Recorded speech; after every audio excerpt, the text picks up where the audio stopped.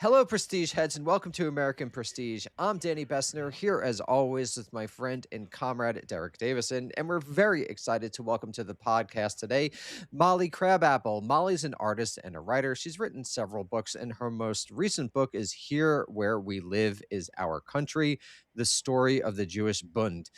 Molly, thank you very much for joining us. Thank you so much for having me. So I don't know if you've noticed, but this has been a rough few years for the Jews for a variety of reasons, most notably Israel's genocide in Gaza has raised a lot of questions about what why did Jewish nationalism become this way? What about these Jewish collective identities? And your book obviously explores a path not taken, or perhaps more precisely, a path eradicated. This history of sort of Jewish socialism.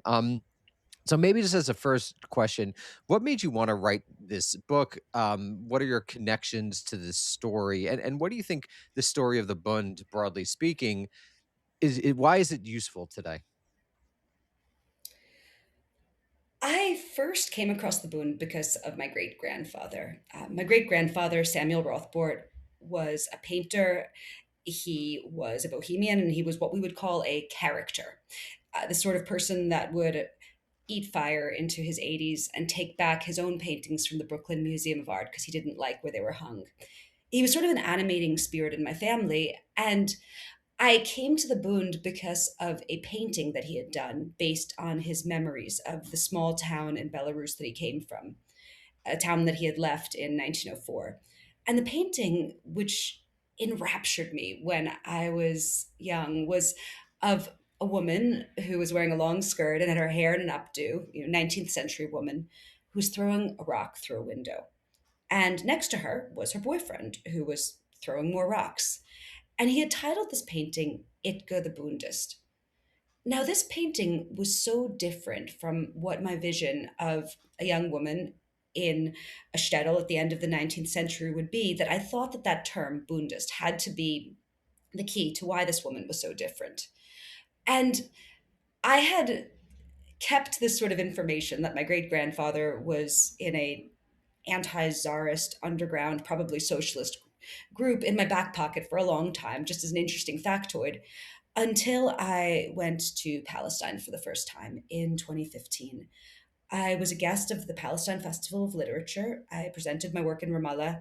And then afterwards, I was able to report from Gaza for Vice. And I don't think that there's a human in this world who has been to Gaza Strip, even long before the genocide, who does not feel the most profound disgust and rage for the regime that is imprisoning so many funny, cool, tough, amazing people in an open air prison, and does not also feel a profound disgust and rage for the ideology that is behind that regime, and that ideology is Zionism. And so I came home quite shaken and changed from this trip to Palestine and to Gaza specifically. And I was reading about the Bund, as I would often do on the internet, and I learned that it was anti-Zionist. And that to me was something really interesting. And so I started getting obsessed. I started reading every single one of these scholarly books. I started digging as much as I could without knowing the language that they spoke, which was Yiddish. And I wrote an article for the New York Review of Books that was the most popular thing that I had ever written up until that date about this secular, socialist, anti Zionist, revolutionary Jewish group and my great grandfather. And once I wrote that piece, the floodgates opened. First, I just received so much love from young Jewish people who never knew about this leftist history of Jews who fought back against anti Semitism while rejecting the Jewish state. But also, I heard from the family members of Bundists, from poets, labor leaders, scientists, older people who were profoundly grateful that their ancestors, their parents, grandparents, were finally getting some of the shine, some small bit of the shine, which they ought to have been owed as leaders of this foundational movement. And it was really those old people stories that made me decide, like, this can't just be an article. And I always joke, right, that journalists, we're like the fuckboys of the mind, because we get so obsessed with something, we're so intense, we're just like, I love you, I love you, I love you, baby. And then the article comes out and then we ghost. But with the Bund, I was like, I'm not gonna be a fuckboy. I'm getting married to you. And I spent 7 years working on this book. I learned Yiddish. I went to Ukraine during the Russian invasion. I did a truly demented amount of archival research, the type of archival research that can only come out of like a deep sense of inferiority and also a demonic madness. And I presented on the Bund in Ramallah in 2023, came home to start a swank fellowship at the New York Public Library. And then October 7th happened and the genocide of Gaza began. And I think the fact of writing this book, which is both in some parts a story of the genocide of the Jewish people in Poland, but also a story about solidarity and its failures while Israel was carrying out a genocide and while such solidarity was being shown but also failing, was something that probably shattered my brain in ways that I find it difficult even to express. But I think there's what this book came out and it debuted at number 4 on the New York Times bestseller list. This book is something that has received a sort of like outpouring of support and attention, the likes of which like none of my other projects ever had. And I think the reason that that's happening is because it speaks to some very, very deep need. I think that Zionism has colonized so much Jewish history and it's laid claim to the entirety of Jewish identity. And I think that so many people who are turning away from this repulsive ideology have such hunger to find other Jewish ancestors that are in line with their ethics and that might point a way to a better future. That's a really good introduction. And I think it might be worth situating the Bund within the history of Jewish emancipation and the Pale of Settlement. And so that could be entire series on its own. But let's turn to the book and let's talk about what was the Pale? How is Jewish emancipation proceed? What was the Haskalah? Who are the Maskilim? I mean, this is a lot here. So feel free to, say only what you need to do. And how does this eventually lead to the Bund being formed in the 19th century? Well, the Pale of Settlement are the western provinces of the Tsarist Empire that were taken over from Poland when the Polish Lithuanian Commonwealth was sliced up in the 1700s. And they were called the Pale of Settlement because this was the only area that the vast majority of Jews were able to live in the Tsarist Empire. Jews in the Tsarist Empire were a racialized minority and not a liked one. They had tons of laws that dictated what jobs you could do, whether you could go to university, where you could live. The Tsarist government would constantly stoke conspiracy theories and hatred against Jews as a way of deflecting the rage of poor people against a hated minority as opposed to against their real oppressors. Something I'm sure no one today would know anything about. Certainly a 19th century thing.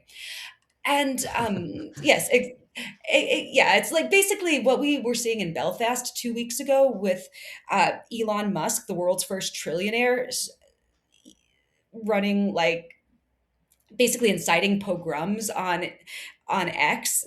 That was what the Tsarist Empire was doing with less technology, 100 and some odd years ago. Now, what was the Haskalah? The Haskalah was the Jewish Enlightenment, which was, a later response and sort of attempt to emulate the Christian Enlightenment, an attempt to by Jews, usually in Western Europe, to be citizens of their own country, of their own countries in secular sense, to be like a Frenchman, a German, while also being a Jewish person as a religious identity. There's a classic quote, is it by Judah Lieb Gordon, be a man on the street and a Jew at home. And it was basically about getting rid of those parts of yourself that were offensive to larger Christian society, like speak German, not Yiddish, right? Dress, wear a nice suit. Stop with the distinctive facial hair. Stop, get a job in a respectable trade. Um, and also, it was an attempt to, give Jewish people access to the same sort of secular individual identity that, a German or a French Christian person would have had in the 19th century. And Jews were emancipated in France and in Germany quite early in the 19th century. But that was not the case for Jews in the Tsarist Empire. They would remain an officially oppressed class up until the 1917 revolution booted the Tsar out of his shiny diamond throne. Now, the Bund was an organization that was created by young Jewish Marxist troublemakers in 1897. And it was created from the realization that Jews and Jewish workers in the Tsarist Empire had three boots stomping on their face all at once.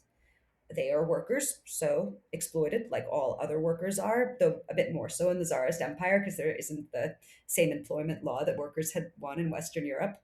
They live in an autocracy of people who are having diamond covered costume balls while famines are going on in their country. They live a place without free press, without a parliament, a place where you could get sent to a Siberian prison camp for having a book club. So that's another boot, on the face. But also, they're a racialized minority that is the extra special hated group in that empire. And so, realizing these three oppressions that Jews had on them, the founders of the Bund were like, we need an organization that will fight to overthrow the czar, that will bring democratic socialism to the Russian Empire, but also that will fight for our dignity, our liberation as Jews, our right to have safe, beautiful lives in this place where we have lived for the last 1,000 years. And so the Tsarist government is okay with that, and things proceed greatly. So, Oh They all yeah, live happily ever yeah. after. It's awesome. It's awesome. No one ever gets arrested. It's all fine and peachy, and they all hug. I mean, the Tsarist government was famously, pretty chill about things like this. So it was fine.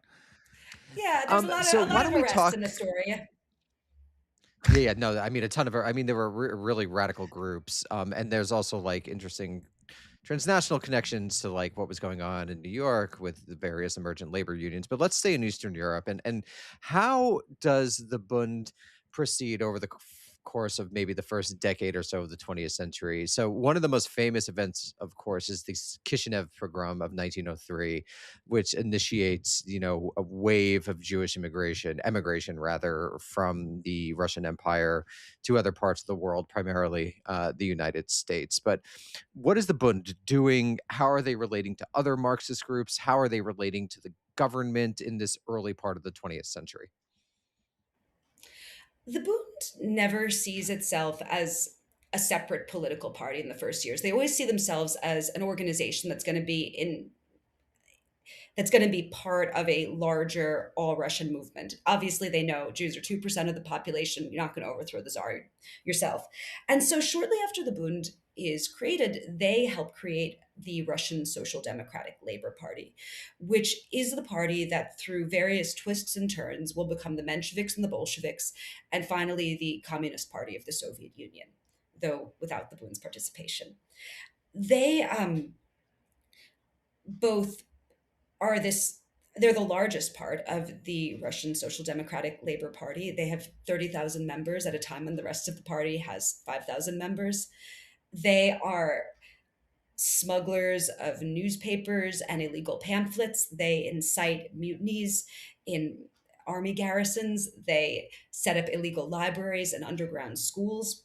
They basically initiate a youth rebellion. Like when I look at what it must have meant to be a young Bundist kid in 1902, the amount of freedom you were seizing for yourself. You were seizing, the freedom to like date guys, to not have an arranged marriage, right? To read secular literature.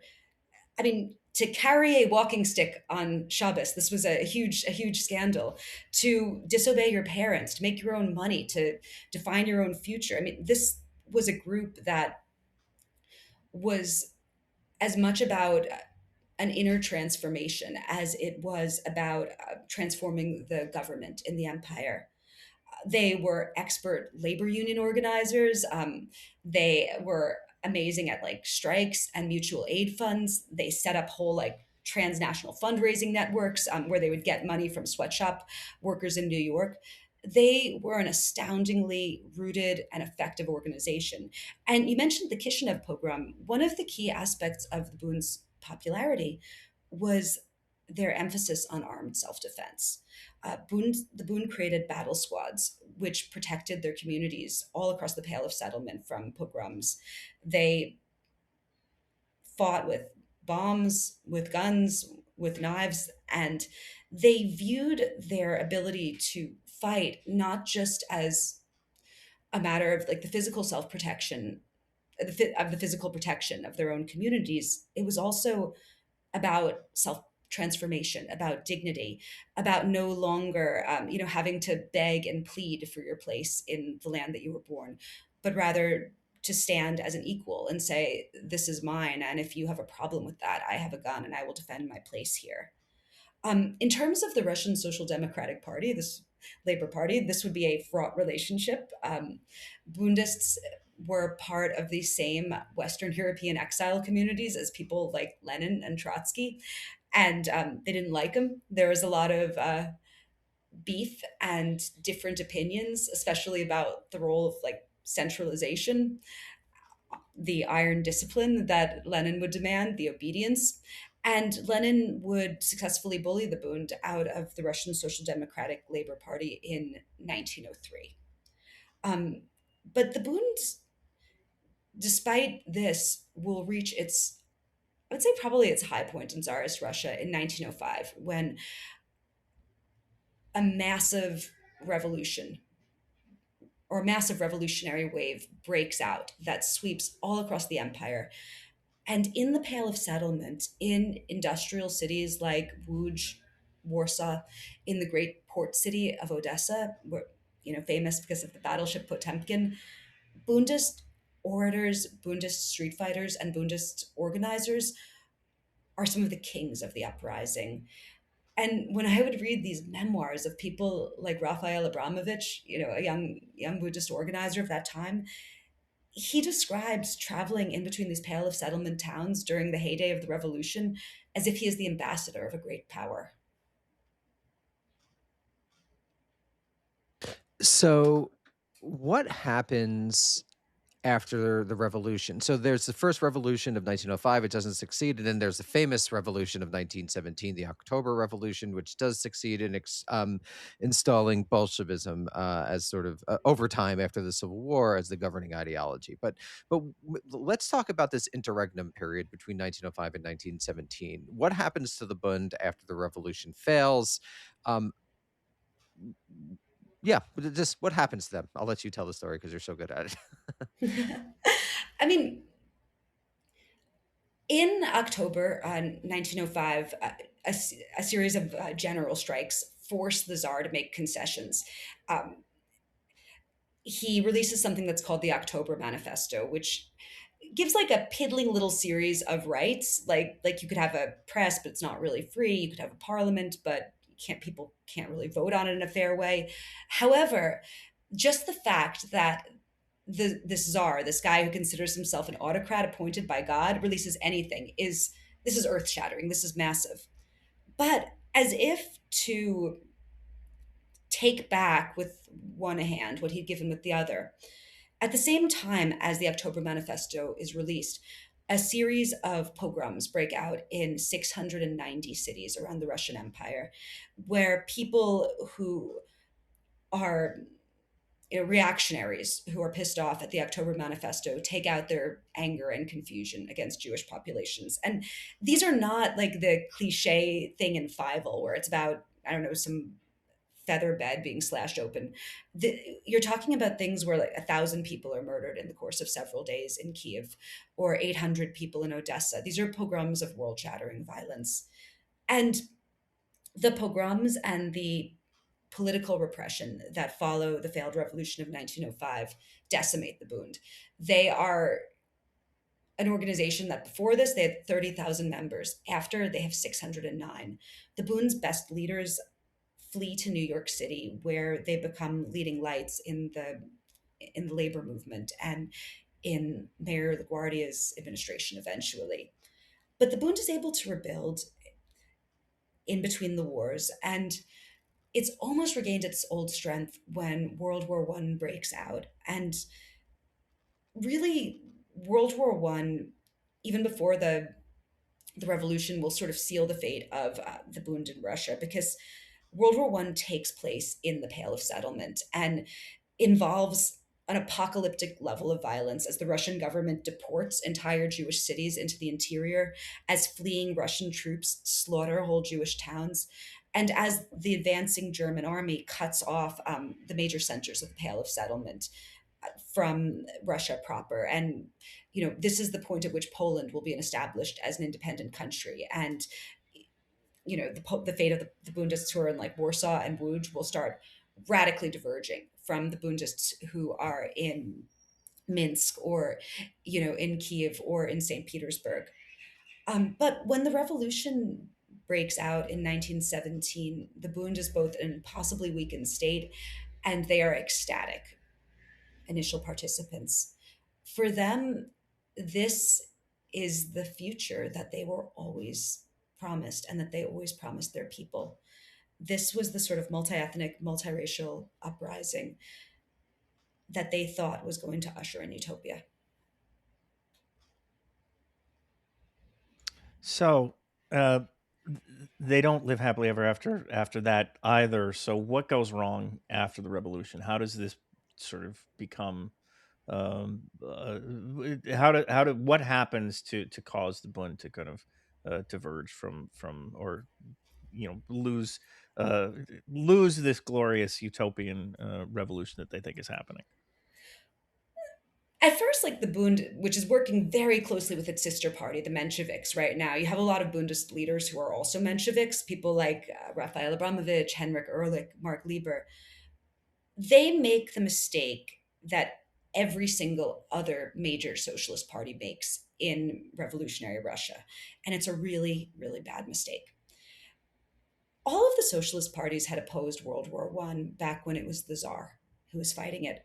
However, now that the Tsar has been booted out and Russia is the revolutionary homeland, they start feeling differently about it. And they start thinking, oh, maybe we should retake all that land that Germany took from us. Oh, we can't obey, we cannot betray our precious allies, the Western democracies, England and France. And oh, if you look at the line graph of historical progression that is the Marxist conception of the development of nations, Russia is not in a place where socialists can govern it at all. We have to have a bourgeois revolution, which means that we should follow what the bourgeois party wants to do, which is stay in World War One.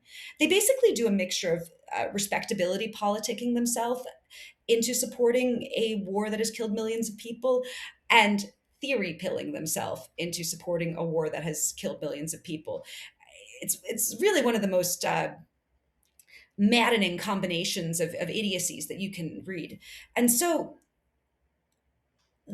the Bund, the socialist revolutionaries, the Mensheviks are all continuing on the doomed path of supporting World War One when their old enemy from the exile communities of Western Europe, Vladimir Lenin, shows up that April on a sealed train from Germany and proceeds to speak the truth. And the truth is that people want peace, land, and bread, and that the reason that the Tsar was overthrown was because soldiers did not want to fight this idiotic and murderous war.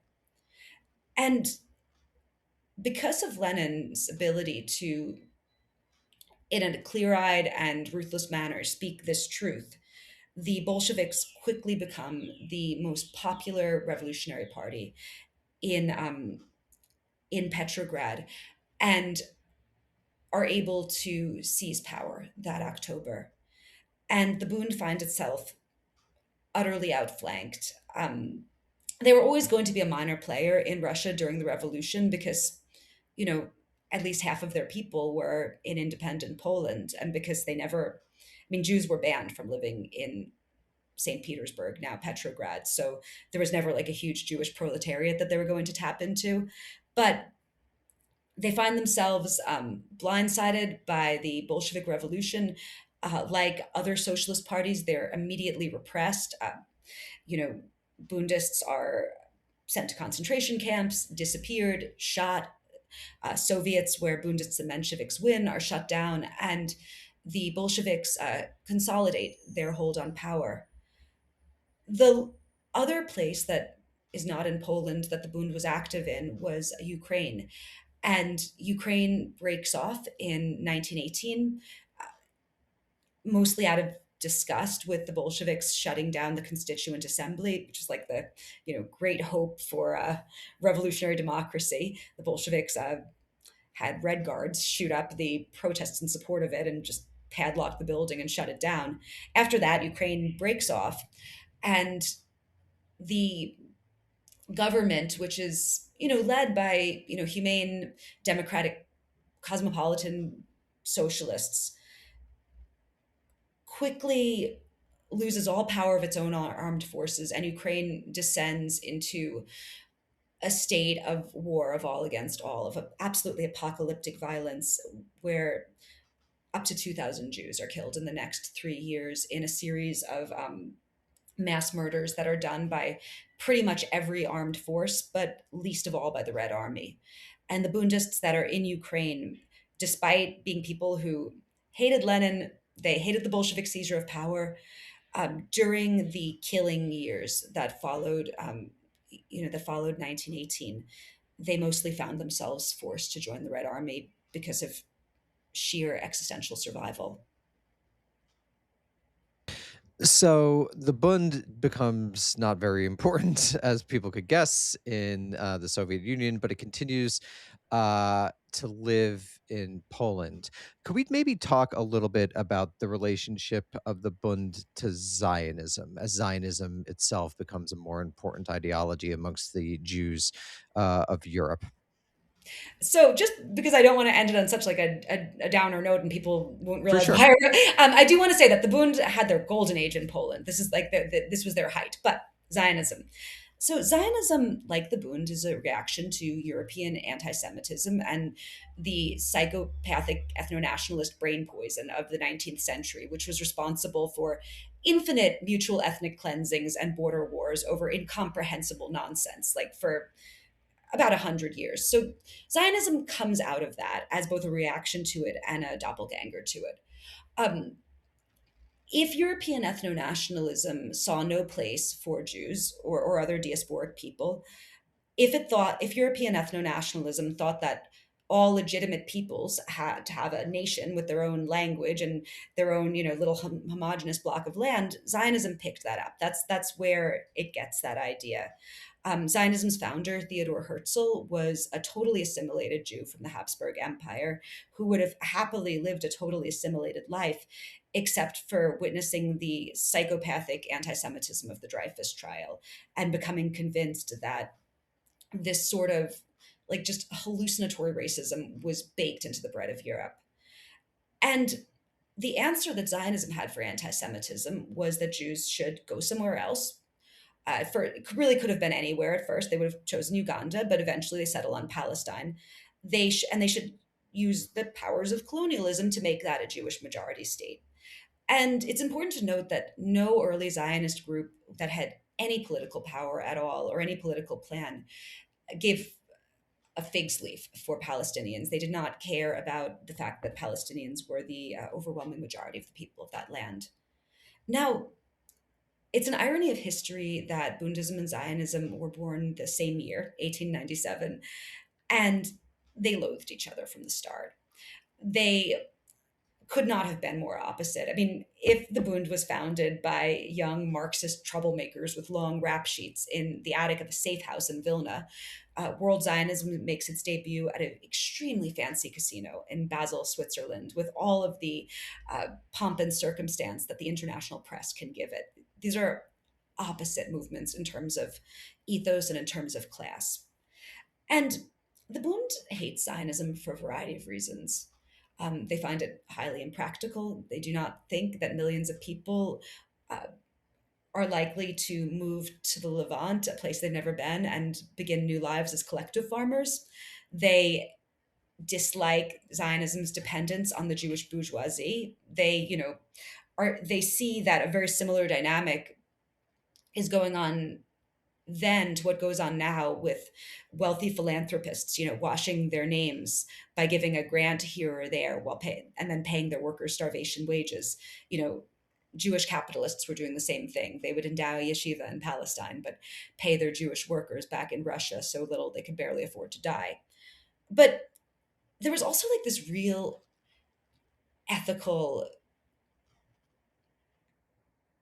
hatred that they had. And it came out of the fact that the Bund was born in an era where many powerful forces did not think Jews had a place in Europe. They thought that Jews were swarthy foreigners who ought to dick off somewhere else. And Zionists agreed. Zionists also thought Jews had no place in Europe. And I always think about this quote that is from a Bundist pamphlet in 1901 that says, "We are not strangers here and not guests, even though the Russian government considers us as such. This land is soaked through with our blood, and we will stay and we will fight for that which belongs to us, which is our human, our civil, and our political rights." And in a very real way, they felt that Zionism was submission to their tormentors. Now, after the Balfour Declaration, there's another element because the Balfour Declaration means that Zionism does have a chance of succeeding. It now has the backing of the British Empire. The Bund, at that point, starts opposing Zionism because they're socialists, because they're anti-imperialists, and because they believe in the dignity of equality, and because they believe in the dignity and equality of everyone, and that everyone includes Palestinians. Bundist journalists will report about the brutal evictions and land seizures that Zionist land purchases always entail. They will literally be writing Yiddish articles for newspapers in Poland so that Warsaw Jews know exactly what's going on in the ground in Palestine. They report about the Palestinian national movement. Victor Alter, who is one of the leaders of the Bund in Poland, will visit Palestine in 1924 and meet with Musa Qasim Pasha al Husseini, the nationalist Palestinian leader, and he will faithfully report what Musa Qasim tells him.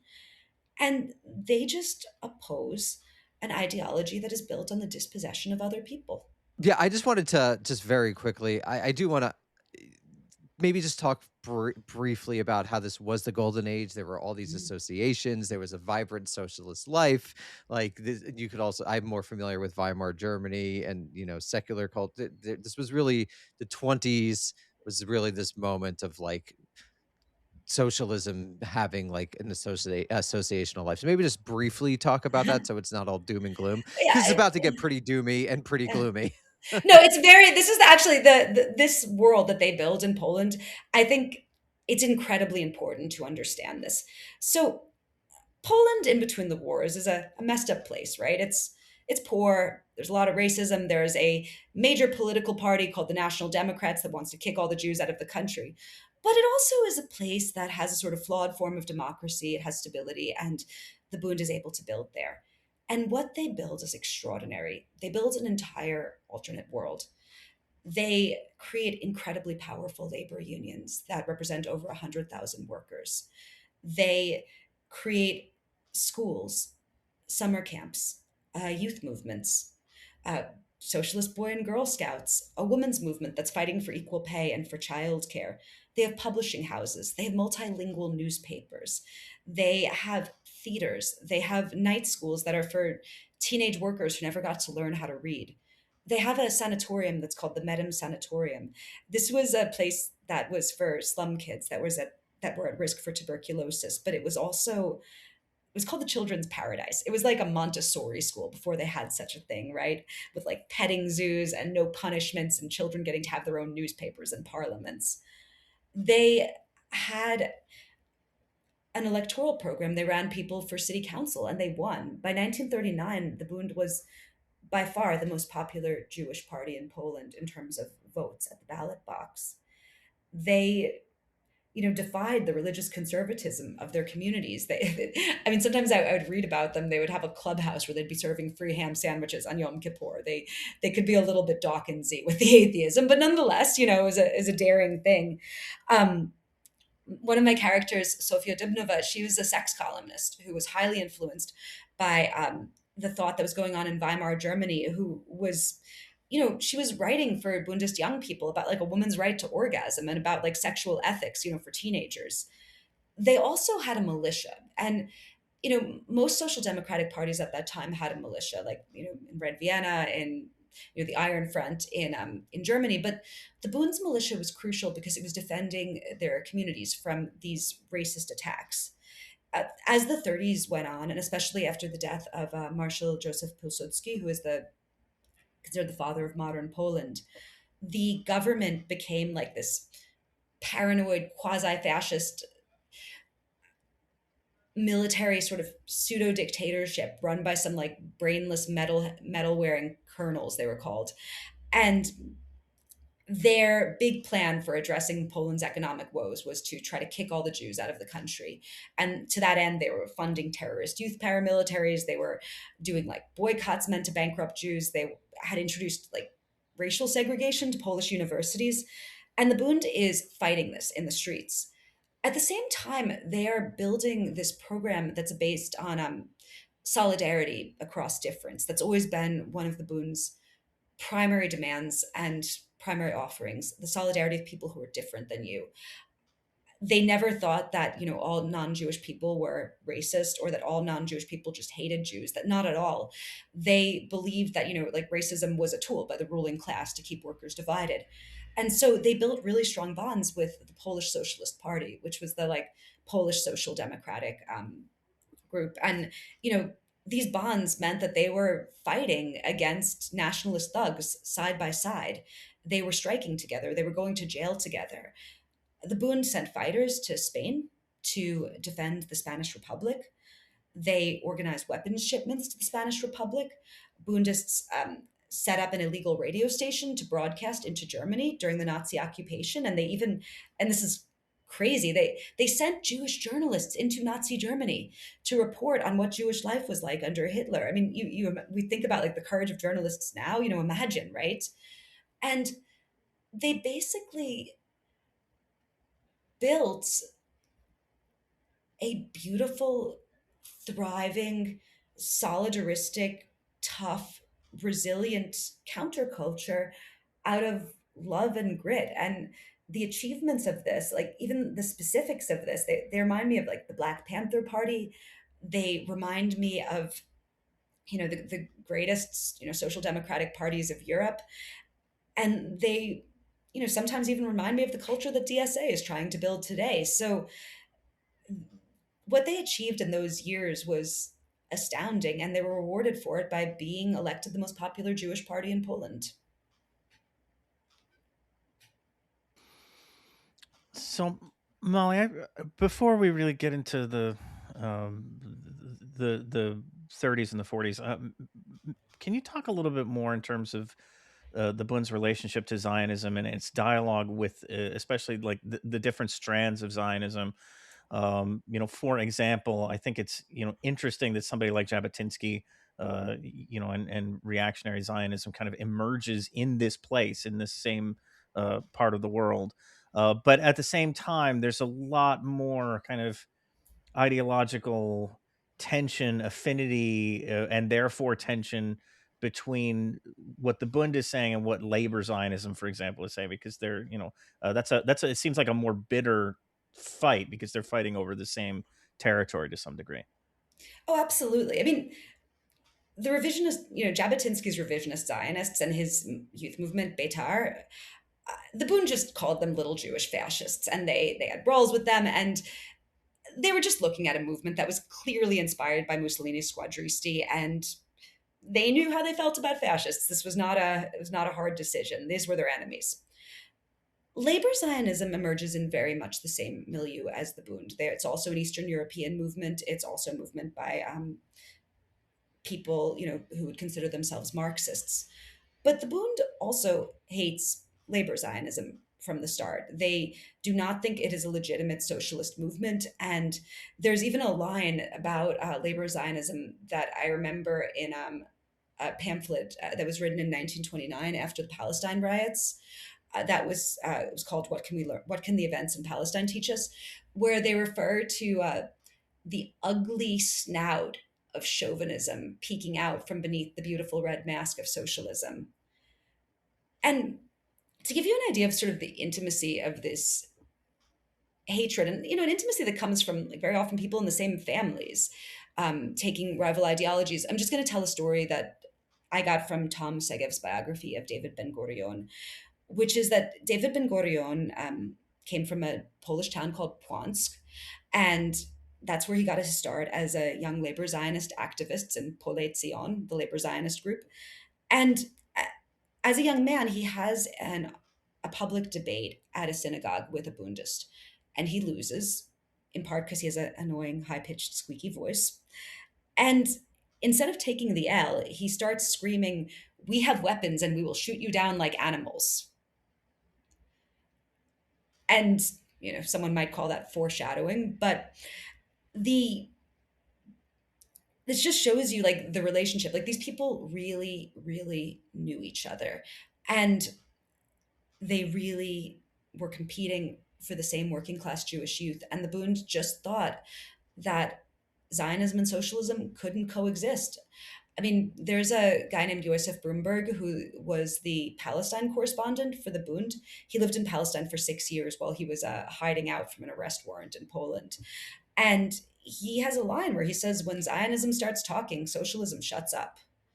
Because you can't have a movement that's based on human equality combined with a movement that's based on taking other people's land and kicking them out of their homes. So, unfortunately, we don't have time to get into the rest of the book, but I would just say people should really pick it up. It's a really genuinely riveting tale about what the Bund does after the Nazi invasion of Poland during World War II, how it deals with, the fact that the Holocaust is centered in Poland. But Molly, maybe before we go, what do you think that people should take away from this history? I forget. Maybe I was actually listening to you on a podcast, or maybe it was someone else. So apologies. But someone essentially, I can't recall, but someone essentially said that, you know, a Zionist would say, well, history decided what happened to the Bund. Like there were all these fantasies of Jewish socialism and connection, and then the Holocaust happens. So, like, history decided in favor of Zionism and ethno nationalism. So I'm curious, how do you think through that problem, and especially for the many Jewish leftists listening to this podcast today? What would they say to that? To someone who says, "Okay, this, if history had been different, maybe the Bund could have existed, and we'd all be social democrats today."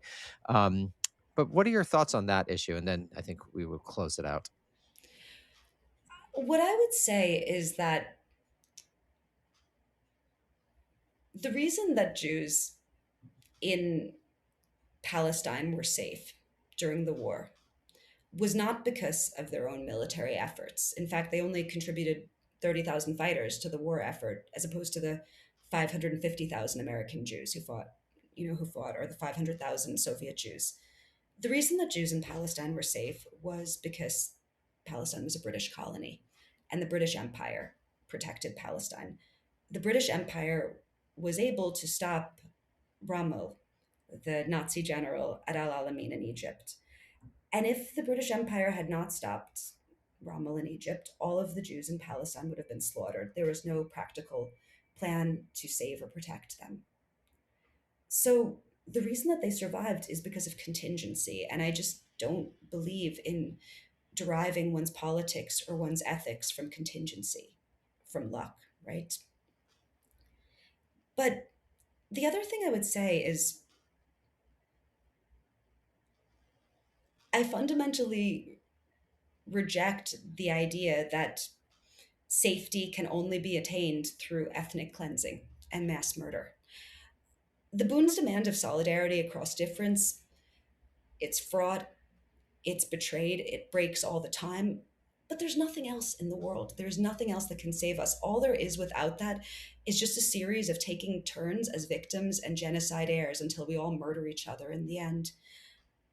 All we have is each other. There's only one world. We all have to live together and we all have to fight for something better and more beautiful together. I love that message and I love ending on it. Everyone, really check out the book, especially you Jewish leftists who I know are listening. Molly, thank you so much for joining us and would love to have you back again. Thank you.